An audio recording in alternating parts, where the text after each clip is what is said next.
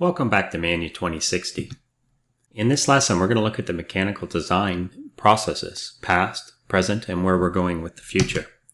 Up until the 1980s, product design or prototyping, it was a very tedious task.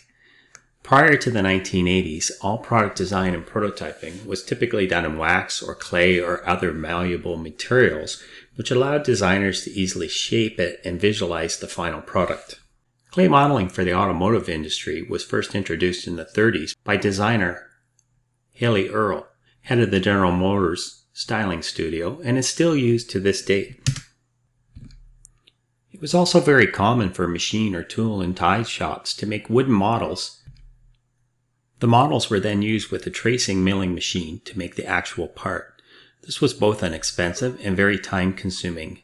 Once the prototypes were machined, they were evaluated and tested, and often discarded if they didn't produce the desirable results. Other types of mock-ups or prototypes could be made from cardboard, styrofoam, and paper.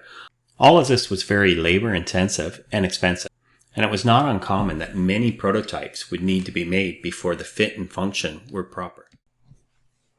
The creation of prototypes through the building up of various mediums such as clay became known as additive manufacturing.